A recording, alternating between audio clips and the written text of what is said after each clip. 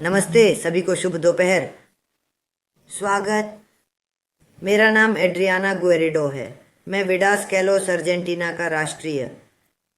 और सच तो ये है कि आपके साथ साझा करना एक सम्मान और खुशी की बात है। बच्चों में दुख का ये विषय बहुत महत्वपूर्ण है। उन्होंने मुझे जो भागीदारी की अनुमति दी उसके लिए बहुत आभारी हूँ। बच्चे महत्वपूर्ण हैं, बाल सेवकाई महत्वपूर्ण है, तो अग्रिम रूप से आप सभी का बहुत आभारी हूँ। खैर, हम बच्चों में होने वाले दुख के बारे में बात करने जा रहे हैं। बच्चों में शोक, दुख एक जटिल प्रक्रिया है जिसमें किसी प्रियजन की मृत्यु पर व्यक्ति की प्रतिक्रिया शामिल होती है।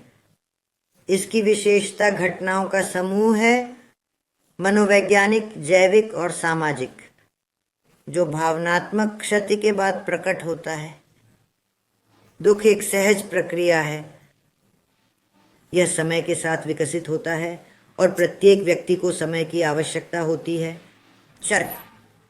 पुनर्प्राप्ति के लिए। समझ। बचपन में मृत्यु का। बच्चों में मृत्यु की समझ एक क्रमिक प्रक्रिया है जो उनके बचपन तक विकसित होती रहती है। 3 या 4 साल। बच्चों में मृत्यु के अर्थ के बारे में अज्ञानता होती है और वे इसे निश्चित नहीं मानते हैं, और वे अक्सर इसे सोने से भ्रमित कर देते हैं। 4 से 7 साल तक मृत्यु एक अपरिवर्तनीय अस्थायी घटना बनी रहती है। उदाहरण के लिए, बच्चे यह पूछकर विश्वास कर सकते हैं कि मृतकों में भावनाएं और जैविक कार्य होते हैं, जैसा मृतक खाना खाता है या बाथरूम जाता है। वे यह मानते हुए जादुई विचारों का अनुभव भी कर सकते हैं कि उनका एक बुरा विचार ही मृत्यु का कारण बना। 5 से 10 वर्ष तक मृत्यु अंतिम और अपरिवर्तनीय के रूप में फैली हुई है। लेकिन बच्चों का मानना हो सकता है कि मृतकों में कुछ जैविक क्रियाएं बरकरार रहती हैं। मृत्यु को ऐसी चीज माना जाता है जो दूसरों के साथ घटित होती है, लेकिन कोई अपनी मौत के बारे में नहीं सोचता। 5 वर्ष की आयु से पहले बच्चे, इनमें मृत्यु के 3 बुनियादी घटक शामिल हैं: अपरिवर्तनीयता, निश्चितता और सार्वभौमिकता। संपत्ति और निष्कर्ष आम हैं जो हमें पूछने के लिए प्रेरित करते हैं। मृतक के बारे में दोहराया, कैसे, कहाँ है, या वह कब वापस आएगा। बार बार डर लगना। बचपन के दुख में। बचपन के दुख की विशेषता 3 सामान्य भय हैं। क्या मैं मौत का कारण बना? बच्चे किसी प्रियजन की मृत्यु के लिए अपराध बोध और जिम्मेदारी महसूस कर सकते हैं, खासकर अगर उनके मन में नकारात्मक विचार आए हों या मृत व्यक्ति के साथ संघर्ष। क्या मेरे साथ ऐसा होगा? किसी प्रियजन की मृत्यु से स्वयं की मृत्यु और अन्य प्रियजनों को खोने का भय उत्पन्न हो सकता है। मेरी देखभाल कौन करेगा? माता पिता को खोने से असुरक्षा, अलगाव या तिरस्कार का डर पैदा हो सकता है।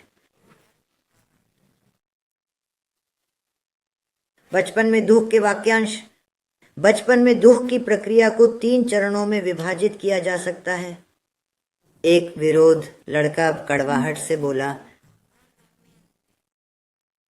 मृत माता पिता के पास जाता है और रोता है और उसकी वापसी की भीख मांगता है।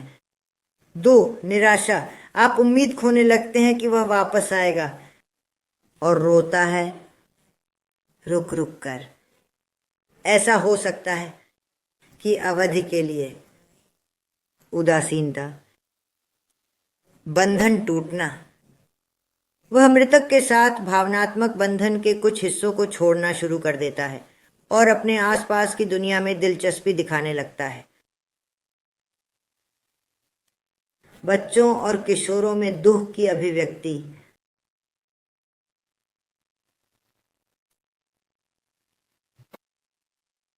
क्या यह सीमित है या मिश्रित? बच्चों और किशोरों में दुख की अभिव्यक्ति। बचपन के दुख की अभिव्यक्तियां विविध हैं और मानी जाती हैं सामान्य। उनमें से कुछ शामिल हैं: सदमा और भ्रम। किसी प्रियजन को खोने पर बच्चे को सदमा और भ्रम का अनुभव हो सकता है। गुस्सा और घबराहट। गुस्सा छोड़ दिए जाने के कारण, उलझन, मृतक की अनुपस्थिति के कारण। वे विभिन्न रूपों में प्रकट हो सकते हैं। वापसी और दुविधा। बच्चा पीछे हट सकता है,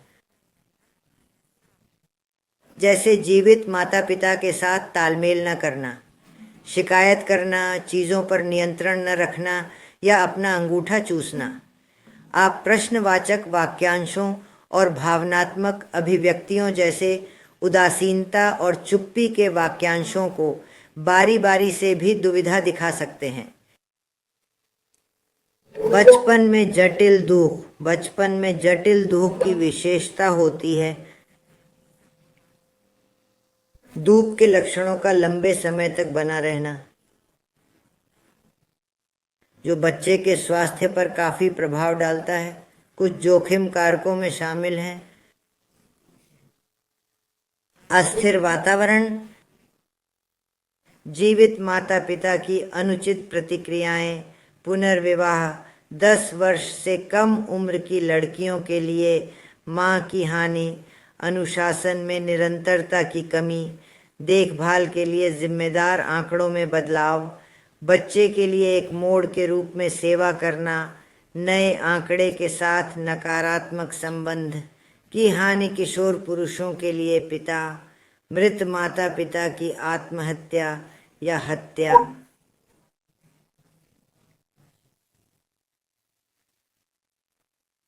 चेतावनी के संकेत। जटिल दुख। जटिल दुख के चेतावनी संकेत हो सकते हैं विविध।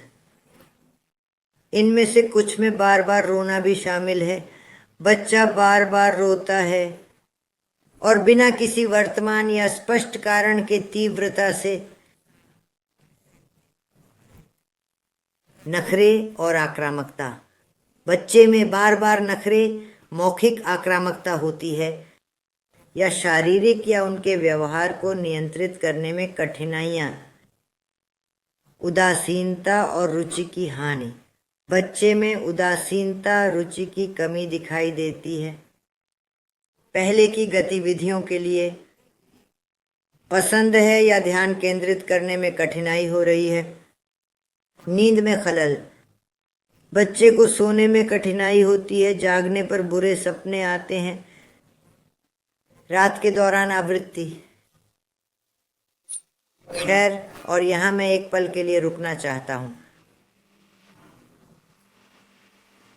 क्योंकि कभी कभी हम बहुत ज्यादा सुरक्षात्मक हैं। उनसे प्यार करना, कष्ट से बचें, उन्हें उस स्थिति से गुजरने दो, परंतु हम उसे हानि पहुंचाते हैं, क्योंकि देर सबेर लड़का या लड़की,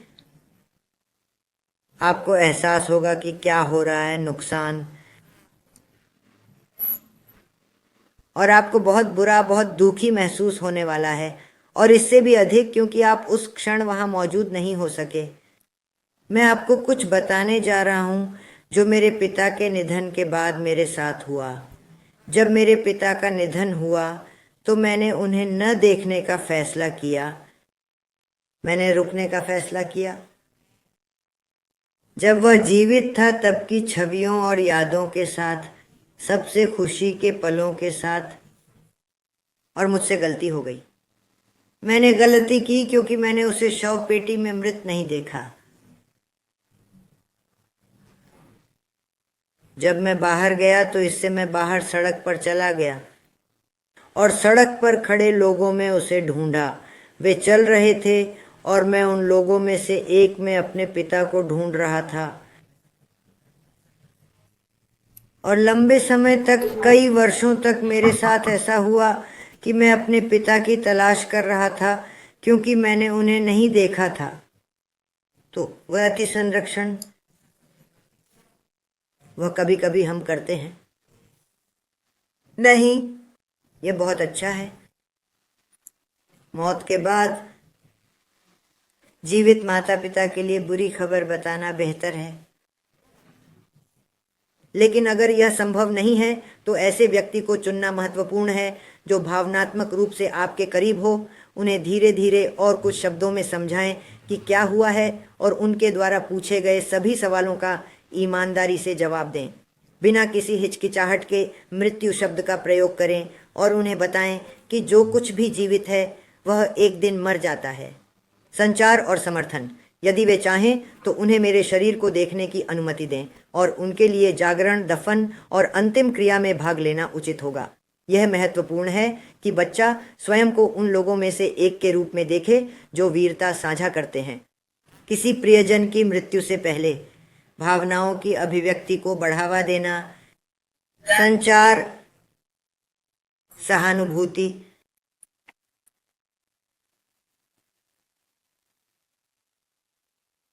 आंसुओं का घड़ा। बच्चों का उपकरण।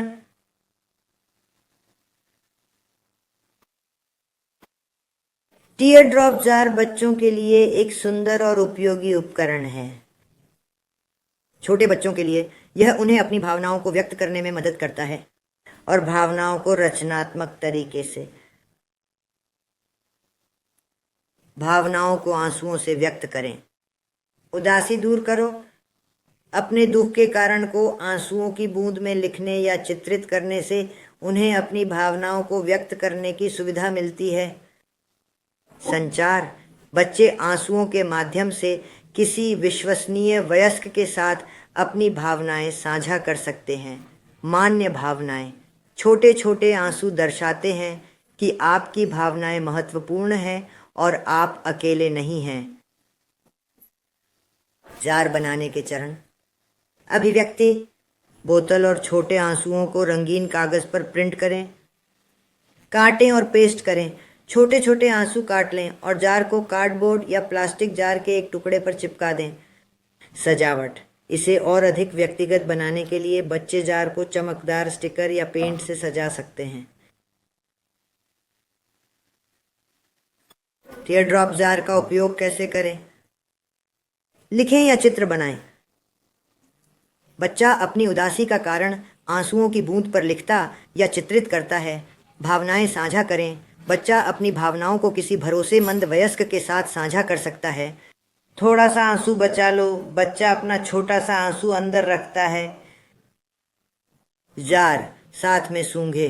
शांति और आराम पाने के लिए बच्चे एक साथ सूंघ सकते हैं। छोटे बच्चों के लिए विविधताएं। यदि बच्चा बहुत छोटा है, आप लिखने के बजाय आंसू की बूंद से चित्र बना सकते हैं। वयस्क मदद कर सकते हैं। बच्चे अपनी भावनाएं लिखें। आंसुओं के घड़े के फायदे। संचार बच्चों को अपनी भावनाओं को सुरक्षित रूप से व्यक्त करने में मदद करता है। आत्मज्ञान। भावनात्मक आत्मज्ञान और अपनी भावनाओं की समझ को बढ़ावा देता है। संबंध। बच्चे और वयस्कों के बीच संबंध को मजबूत करता है। अन्य साधन। बच्चों की किताबें। बच्चों के लिए भावनाओं के बारे में किताबें ढूंढें। रचनात्मक गतिविधियां। अपनी भावनाओं को व्यक्त करने के लिए अन्य रचनात्मक गतिविधियों का उपयोग करें। बातचीत करें। बच्चों के साथ भावनाओं के बारे में खुली बातचीत को प्रोत्साहित करें। और बहुत सारे संसाधन हैं जो भावनाओं के बारे में बात करते हैं। तो आप न केवल आंसुओं की छोटी बोतल का उपयोग कर सकते हैं, लेकिन इसके अलावा भी एक किस्म बहुत बड़ी भावनाएं जिनका उपयोग बच्चों के साथ किया जा सकता है। निष्कर्ष। उपयोगी उपकरण। टीयर ड्रॉप जार बच्चों के लिए एक उपयोगी उपकरण है। भलाई को बढ़ावा देता है। बच्चों को अपनी भावनाओं को व्यक्त करने में मदद करता है और बेहतर महसूस करें। एक सुरक्षित स्थान बनाएं। बच्चों के लिए अपनी भावनाएं साझा करने के लिए एक सुरक्षित स्थान बनाएं। परमेश्वर आपके सारे आंसू सुखा देते हैं और आपको प्यार से गले लगा लेते हैं। ईश्वर, प्रेम, आशा, उपचार, आराम और शक्ति। मैं दुनिया के अंत तक हर दिन तुम्हारे साथ रहूंगा। मैथ्यू 28:16 से 20 तक। बच्चों के लिए मृत्यु बहुत जटिल, कष्टकारी और यदि साथ न हो तो दर्दनाक भी होती है। संकट से पहले बच्चे को आत्मिक मार्गदर्शन की आवश्यकता होती है। बच्चे को यह सुनने और समझने की जरूरत है कि बीमारी का कारण परमेश्वर नहीं है, नहीं मृत्यु का, बल्कि जो पाप का परिणाम है वे परमेश्वर की ओर से दंड भी नहीं है। शोक प्रक्रिया का महत्व।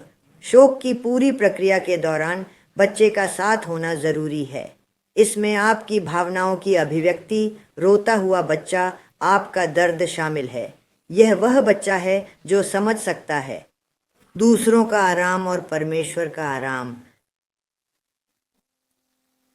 बच्चे को एक मार्गदर्शक की जरूरत है। संकट से पहले आत्मिक बच्चे को चाहिए सुने और समझें कि परमेश्वर बीमारी या मृत्यु का कारण नहीं है, बल्कि पाप का परिणाम है।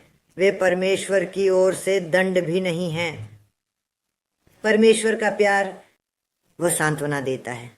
हमें बीमार बच्चे से सदैव परमेश्वर के प्रेम के बारे में बात करनी चाहिए। इसमें उसे हर संभव तरीके से बीमारी और कष्ट का आश्वासन देना जरूरी है। उनका मतलब यह नहीं है कि परमेश्वर ने उससे प्यार करना बंद कर दिया है।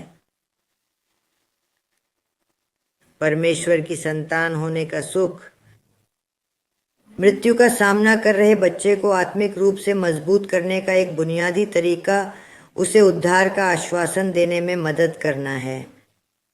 उसे उस शांति और सुरक्षा के बारे में बताएं जो हम यीशु में पाते हैं, और मृत्यु, स्वर्ग और अनंत जीवन के बारे में युग उपयुक्त शिक्षा।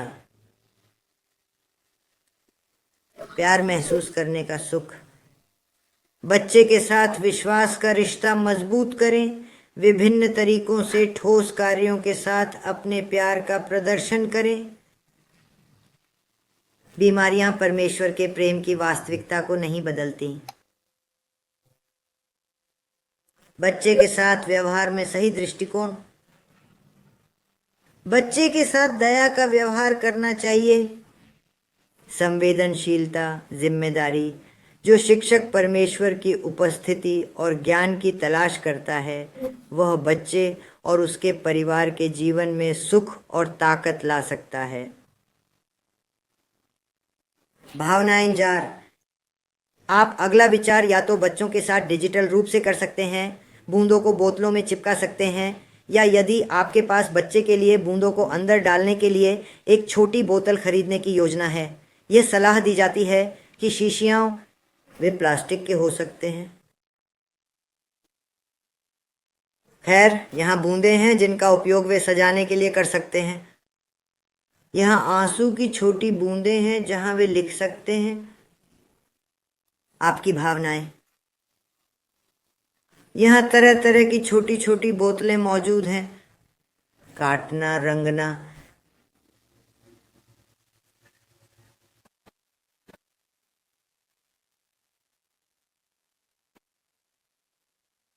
खैर, इंतजार। वह एक आशीर्वाद रहा है, एक थीम है। दर्दनाक, लेकिन हमें जागरूक रहना होगा कि यह एक हकीकत है। मौत, ये कुछ तो है कि जैसे हम जन्म लेते हैं और एक दिन मर जाते हैं, तो बच्चे को भी मृत्यु के बारे में जानना जरूरी है, उनसे बात करना जरूरी है। यह महत्वपूर्ण है कि हम स्वयं को प्रशिक्षित करें। सॉरी क्या?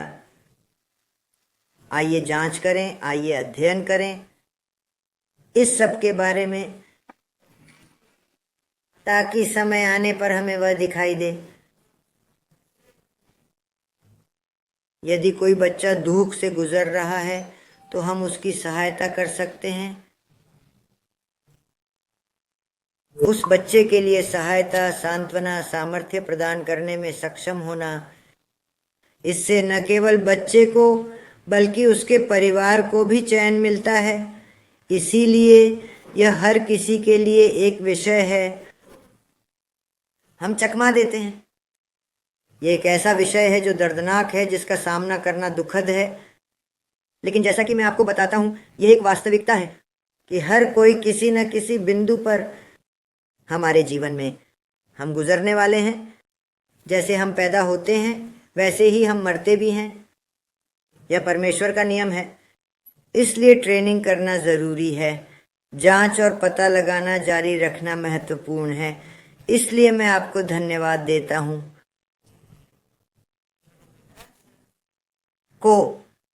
बच्चों को महत्व, बच्चों की सेवकाई को महत्व, मुझे रेत के इस कण को लाने का अवसर देने के लिए, ताकि आप कर सकें। यह काम करो। सामग्री हो सकती है, जैसी आवश्यकता है उसका सामना करना पड़ा। आपको बहुत बहुत धन्यवाद। प्रभु तुम्हें आशीर्वाद दे। और फिर बच्चों की सेवकाई के लिए बहुत धन्यवाद।